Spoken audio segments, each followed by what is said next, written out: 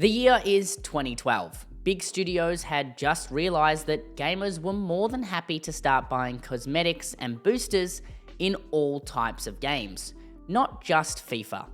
They stopped caring. Even farming simulators would allow players to buy additional currency. Developers stopped caring about the players and started caring about the players' wallets. Whether or not this was a result of the publishers or the executives rather than the actual developers themselves is irrelevant.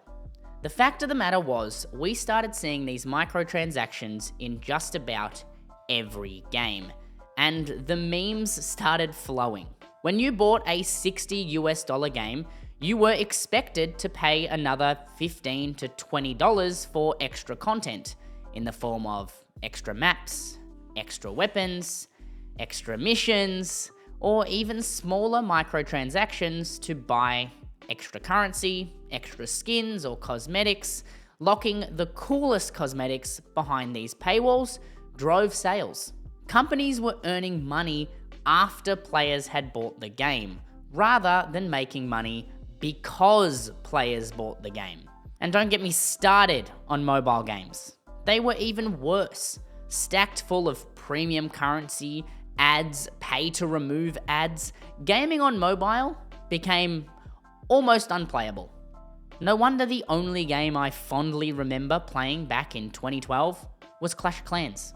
It had transactions, but it didn't jam them in your face. Then there's Stardew Valley, a game created entirely by one person. And this one person decided he wanted to make a game better than all of these. One that didn't have microtransactions. One that didn't cost $60 for a game that was missing content. And most importantly, one that offered all future updates completely free. Something unheard of in the gaming industry at the time. So, let's meet this one man, shall we? So, who is this one man? Well, he's actually an ape.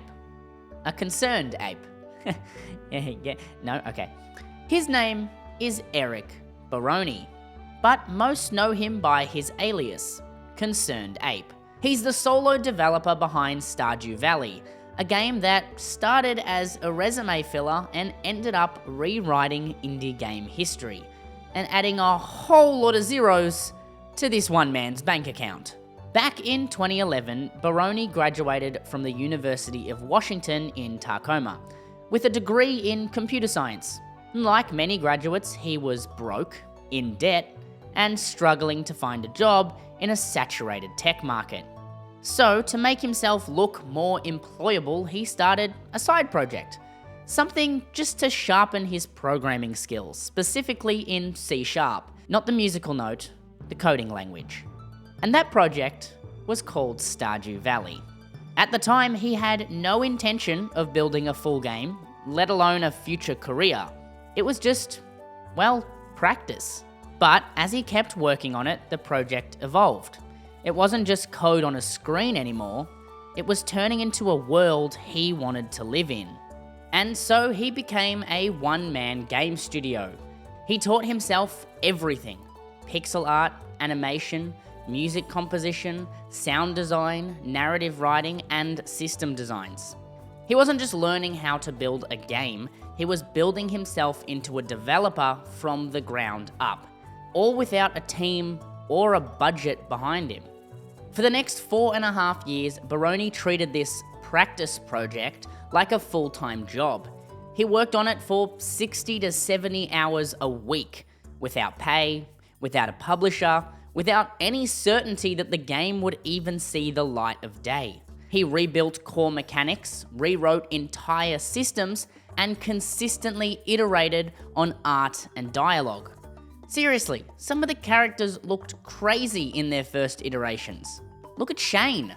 He did all of this while living frugally and hoping his labor of love might eventually help him land a job in the gaming industry. Ironically, the job he was working toward turned out to be the one he was already doing. Stardew Valley wasn't just a game anymore.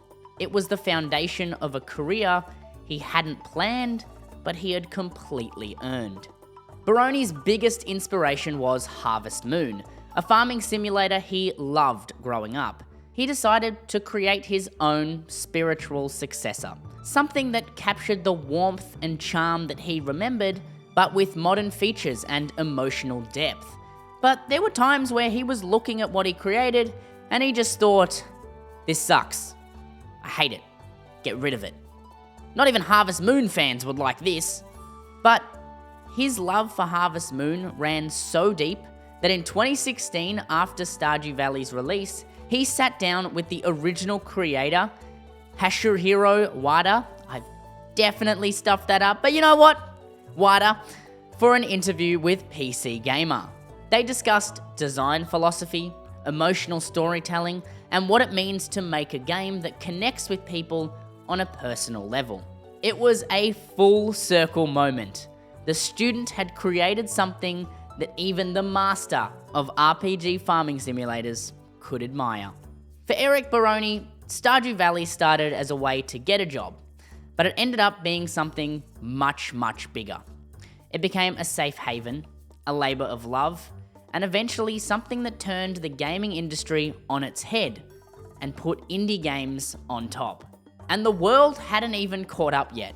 Seriously, some of us gamers were still buying FIFA packs and Black Ops 3 supply drops in 2016. Eric decided to lock himself in his office and essentially live under a rock for the next 4 years. The development of Stardew Valley wasn't just long, it was relentless. Eric didn't dabble in game design on weekends, he treated it like a full-time job, putting in 8 to 10 hours a day, 5 to 7 days a week, for 4.5 years. This was his life. He put more time into Stardew Valley than I've put into Destiny 2, but still less time than some players have put into World of Warcraft. You nerds. There were no deadlines, no meetings, no supervisors, just him, a computer, and a vision. While his friends were starting careers, collecting paychecks, and moving forward, Barone was isolated in his apartment, grinding away at a project that hadn't added a single cent to his name. He was betting years of his life on a hope that this game might lead somewhere, whether it be a job, or a small success, or even a multi-million-dollar success. Okay, maybe he hadn't thought about that last one. That level of discipline came at a cost. In interviews, he talked about the mental toll and how being a perfectionist started to wear him down. If something didn't feel right, he'd scrap it and start over. Systems were rebuilt multiple times, the crafting interface, the NPC dialogue trees, the farming mechanics. If it wasn't intuitive or enjoyable, he tore it apart and rebuilt it, again and again. And this was all coming from him. He had no QA team, no testers to tell him if something was actually good. He built a system, and then after spending days or weeks on it, he'd decide if it was good. There was no fresh perspective on these systems. And because he was the only person working on it, every improvement meant time. Every bug meant a detour. Every decision had to be weighed from every angle. Design, art, usability, story impact, all by one person. If he didn't like a character, he'd have to redesign the art himself, rewrite their personality himself, and then rewrite every character's interaction with that character to make sure it fits their new personality.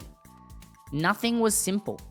Everything was connected, and one small change would create a massive butterfly effect. Eric didn't take shortcuts. When he realized a feature needed custom music, he didn't go and buy stock audio. He taught himself music theory and then composed it. When characters needed more depth, he didn't simplify them. He rewrote their stories, making sure each one had real personality, struggles, and growth. It felt like a living, breathing world. He did everything himself, even if he knew it would take months of extra work. He wanted to create the game he had the vision for. There were no compromises. His approach was borderline obsessive, but it was also honest. He wasn't chasing a trend.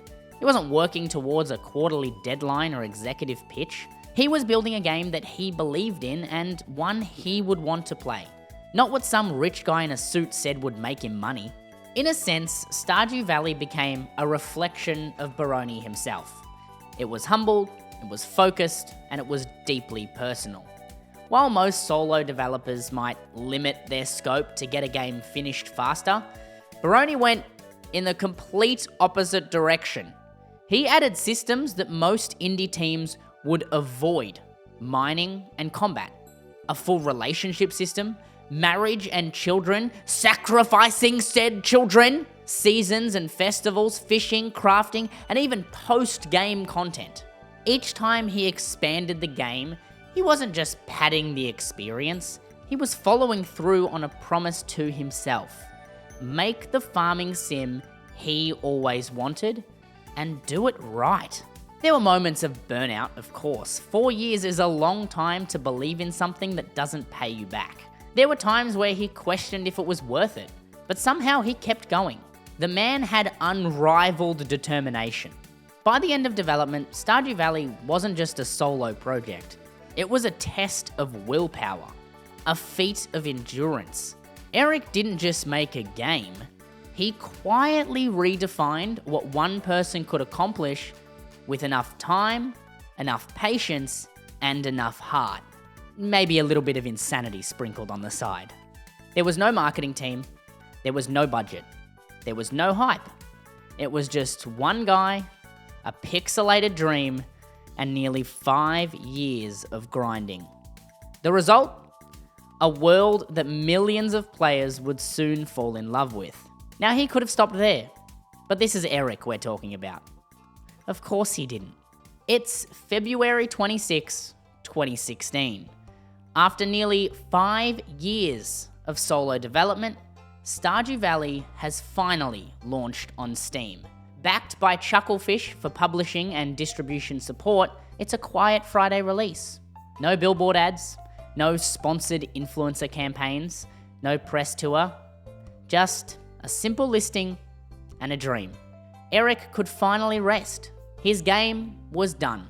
You would think updates wouldn't need to come fast for an indie game, and not many people would play it. And you're right, but this was no normal launch. Stardew Valley exploded. Within hours, Stardew Valley hit 24,000 concurrent players, and that's just the beginning. By the end of the weekend, it was topping 64,000 concurrent players, numbers that would be solid for a mid-tier AAA game, let alone a pixelated farming simulator made by one dude in his tiny office. This wasn't just a successful indie launch. This was a phenomenon. And what made it even crazier is how it happened. There wasn't some massive PR campaign or paid traffic funnel. The game caught fire organically, through Let's Plays, through word of mouth, through fans who fell in love with it and wouldn't shut up about it. In the best possible way, of course. I just know my editor's having a blast editing this Stardew Valley video because she's one of those people. Streamers started playing it live. Often, they expected to do a one-off video or a weekend streaming run. Instead, they were still playing it weeks later. Eric had caught their attention, hook, line, and sinker, as well as their audiences. YouTube was flooded almost instantly. First came Let's Plays, then beginner tutorials, then came marriage guides, crop yield calculators, tips for mining efficiently, and the best gift guides for every villager. The game became a community overnight, and it wasn't just numbers. The reviews showed people weren't just playing Stardew Valley, they were living in it. They described the game as peaceful, healing, therapeutic. They praised the emotional writing and charming characters, the balance of freedom and structure. People were comparing it to classics. Harvest Moon, of course, Animal Crossing, even Minecraft. But there was something different about Stardew Valley. This wasn't nostalgia. Stardew didn't remind people of the games they used to play as kids. This was capturing a whole new audience. This was a renewal of a forgotten genre that had been reborn and introduced on a global stage to gamers of all ages. For many, it felt very personal. It felt like Stardew Valley was made just for them. Critics quickly took notice, and this was back when critics actually enjoyed things. Reviewers hailed it as a new benchmark for indie games, praising its polish, its depth, and most of all, the unbelievable fact that it was made by one person. Critics said things like, Stardew Valley is a rich and heartwarming experience, and Stardew Valley is a charming little gem. It wasn't just a good game, it was a good story, and that helped people spread the game even faster. In a matter of weeks, Stardew Valley went from a, yeah, alright, I might buy it, it looks okay, to a top seller on Steam, and it stayed there for months, racking up over 1 million copies sold in the first 2 months, outselling games with multi-million-dollar budgets and beating out major studio releases. And most of all, it dominated Twitch and YouTube. And through all of that, Eric stayed pretty quiet, still working, still fixing bugs, still improving the game, one patch at a time. He has the work ethic of a bee. He had no idea the world would respond like this, but they did, and they weren't going anywhere. Stardew Valley wasn't just a successful launch, it was a cultural movement, a wake-up call to the industry, and the beginning of something that no one, not even Eric, could have predicted. Now, what made Stardew Valley so special? On the surface, it's pretty easy to explain what this game is. It's a farming simulator. You plant crops, raise animals, go fishing, make some friends, even go mining and fight a few little cute pixel enemies. It sounds simple. It sounds like something we've seen before in a lot of games. But Stardew didn't just copy a formula. Somehow it found the perfect balance of everything and perfected a decades-old recipe. Where other games gave players goals, Stardew gave them freedom. You weren't racing against a timer, except how many hours there are in a day, and if you can get back to your house before your character passes out, speaking from experience. You weren't grinding to unlock content, you weren't forced into combat or chase a high score. You were just living, choosing, growing, all at your own pace. You could do things you couldn't do in real life, like own a house. The beauty of Stardew is in its rhythm. Wake up, tend to your crops, head into town, maybe fish, maybe mine.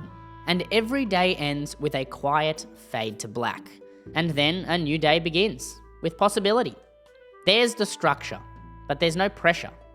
There's purpose, but there's no punishment. Unless you forget to water your crops too many days in a row.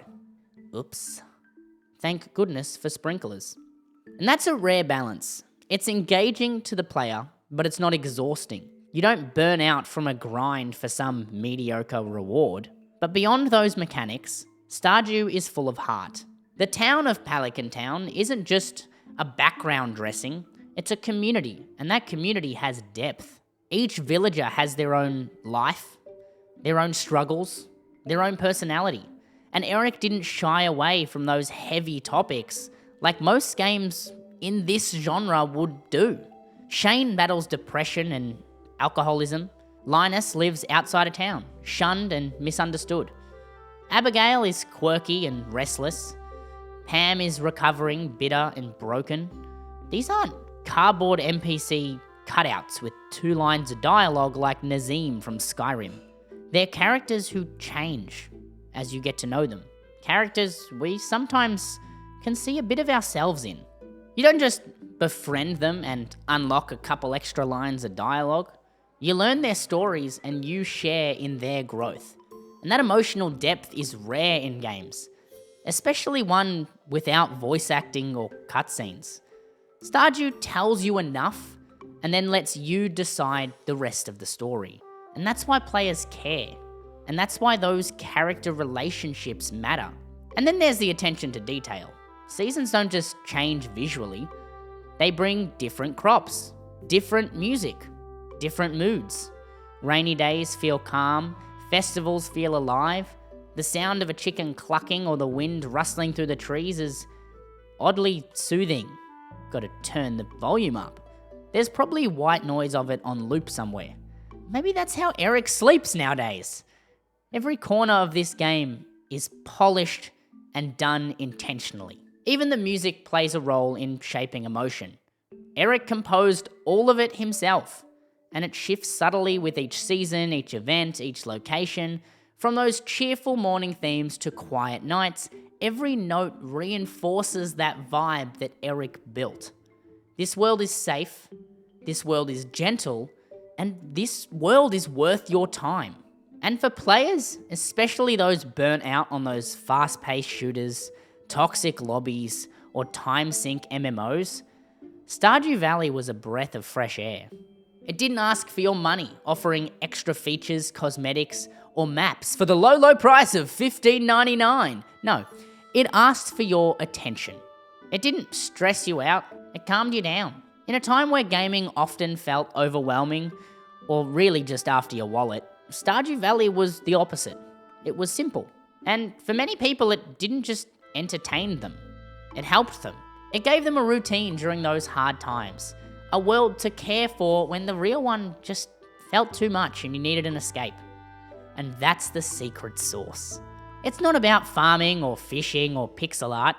It's about that feeling you get when you realize, I like it here. Stardew Valley didn't try to impress anyone. It didn't try to make some rich executive money. It just tried to matter, and that's exactly what it did. Stardew Valley didn't just launch to success, it stuck, and it was surrounded by a cult following. That's rare. Most games, even great ones, peak early, ride that launch buzz, get some good reviews, and then off to the backlog it goes, and I'll finish it one day. But Stardew Valley did the opposite. Over time, its popularity didn't dip. It grew. Slowly, steadily, and persistently. Month after month, year after year. And its launch on PlayStation, Xbox, and Switch only pushed it further. It became more than a hit. It became a movement. A digital safe space. A ritual. A lifestyle game. Even non-gamers were playing Stardew Valley. And eventually, it reached the status of a cult classic. Stardew Valley had reached the mainstream audience. The first sign was the reviews. Not just good reviews, personal ones. Players wrote paragraphs, sometimes essays, about how this game helped them through depression, burnout, grief, how it gave them a sense of purpose, a reason to log on when they didn't want to get out of bed. It wasn't just another title in their library. It was almost like a friend, if I can say that without being weird. Then came the fan content. Reddit, Twitter, YouTube, even Tumblr exploded with Stardew-themed posts, fan art, comics, memes, theory threads. People weren't just playing in the game, they were living in it. Modders took things even further. They didn't just tweak the game, they expanded it. Entire new characters, new dialogue options, reimagined characters, anime-style makeovers, expanded marriage events, even complete overhauls like Stardew Valley Expanded. The modding community transformed the game into an evolving platform, constantly being updated. It was tailored to whatever fantasy you wanted to live out. It was Pixel Skyrim. On Twitch, cozy streamers turned it into a comfort show. You didn't go to watch the big moments, you watched to relax, to vibe, to actually chat, and to feel like everything might be okay for a while. These streamers weren't about hype or challenges, they were about peace. They became Stardew's defining tone. And oh boy, then 2020 happened. The world shut down. Anxiety, isolation, and burnout hit everybody at once. And right in that moment, Stardew Valley was there, waiting quietly and patiently on people's desktops, offering something the real world just couldn't at the time. Routine, connection, peace, and for some people, going outside. Australians, I feel you. For countless people, Stardew Valley became a kind of therapy, a place to check in, a place where things were simple and stable, where your day had structure and your actions had meaning.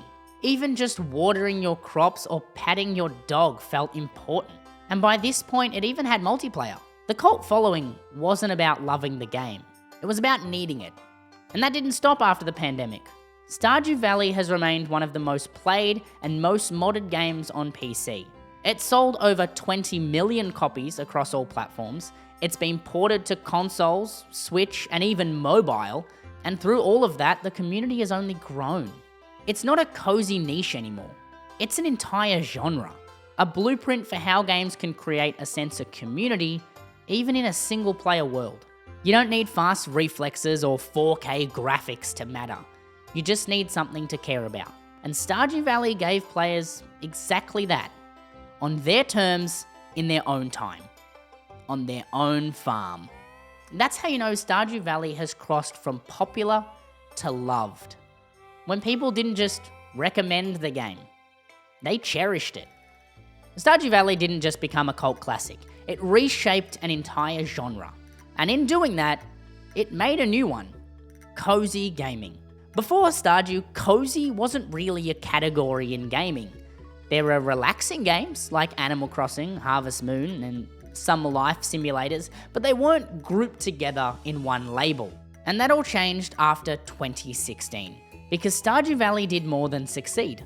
It proved something important, that games didn't need high stakes, violence, or adrenaline to be meaningful. They can be slow, low pressure, and still keep you playing for hundreds, if not thousands, of hours. And the industry noticed. Suddenly, studios, big and small, started chasing that same feeling. Not just copying Stardew's mechanics, but its vibe, its slowness, its warmth, its focus on community. New titles started popping up, and almost all of them were clearly shaped by ConcernedApe's work. There was My Time in Portia, which added a 3D twist to the formula. Sunhaven, which blended farming with fantasy and spellcasting. Dinkum, which dropped you in the good old Australian outback. Roots of Pacha, set in the Stone Age. And Coral Island, a tropical spin with modern features and diverse characters. All of them owe a creative debt to Stardew Valley, and most of their developers have openly acknowledged that. For indie creators, Stardew Valley became a model and a green light. Proof that it was possible to make something slow and soulful and still break through in a tough gaming market. Even major publishers started paying attention. Wholesome Direct, an indie showcase focused on specifically cozy games, launched and immediately gained traction. Steam adding tags like relaxing, wholesome, and cozy, so fans could find this Stardew style feeling. Cozy games became a known aesthetic, complete with its own fan base, content creators, Twitch streamers, subreddits, merch, and identity. It wasn't just about farming or crafting anymore. These games started exploring everything, from running bookshops, to befriending spirits, to managing a cafe. The common thread wasn't the gameplay loop, it was the tone. And it all traces back to one guy in Seattle who just wanted to make the farming game he wished had existed. Now, ConcernedApe didn't invent relaxing games. He gave them a sort of legitimacy. He gave them success. He made it clear that a game doesn't have to be fast and flashy or competitive to be compelling. And in doing that, he changed what gamers and studios expected. Now, cozy games are a growing force in indie development. They're celebrated, anticipated, funded, and played by millions. And at the root of them all was one seed. And that seed was Stardew Valley. It's not just a cult hit, it was a movement starter. It defined a genre, and it shifted an entire gaming industry. And we're still feeling that ripple effect today. While Stardew Valley was blowing up, something strange was happening behind the scenes. Eric wasn't cashing in. Even in 2025, there's no real cash in with Stardew Valley. He sells extremely reasonably priced merch when compared to other gaming merch, and Stardew Valley Concert World Tour just kind of brings fans together. But most importantly, he wasn't announcing a sequel. And he wasn't selling any DLC packs or building a media empire. In fact, he kind of kept quiet and barely spoke at all. He kept working. While the industry expected him to go big, he stayed small, continued fixing bugs, balancing systems, and quietly responding to players, often personally, through forums or patch notes. He didn't outsource his support. He didn't hand off development. He stayed hands-on, still working, all by himself. And that wasn't just a testament to his dedication to Stardew Valley, it was unheard of. Most breakout games, especially with indie roots, get swept up in the system. They get monetized, franchised, optimized for profits, and look, who can blame the creators? Success on that level is rare, and most people want to ride that wave. But Eric, he kept the game grounded. Free updates rolled out regularly, new events, expanded farming tools, new dialogue, new content drops, multiplayer support, all added for free. Major quality of life overhauls? Free. No ads, no battle pass, and no cash shop. He was already a millionaire, but he kept giving players more without asking for anything in return. And this wasn't just virtue signaling or trying to look good for the media, that was his philosophy. In interviews, Eric made it clear. He sees game development as a form of personal expression, not just a product. He wanted Stardew Valley to be complete, to feel loved, to feel like something real. And that meant polishing, it meant listening, and it meant improving, not exploiting his players.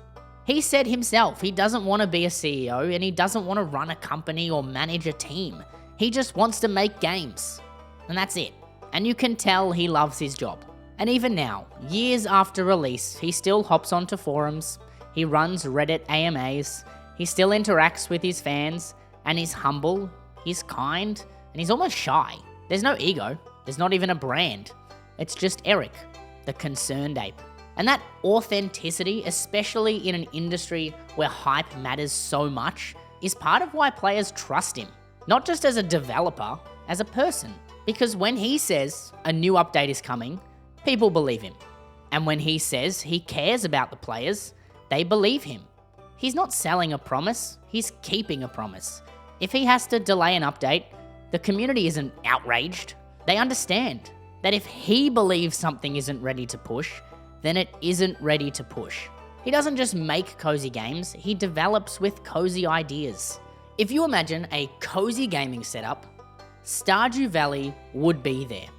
And that's rare. He's becoming something like a hero among game developers, proof that it's possible to succeed without cutting corners, selling out, or just burning out your team.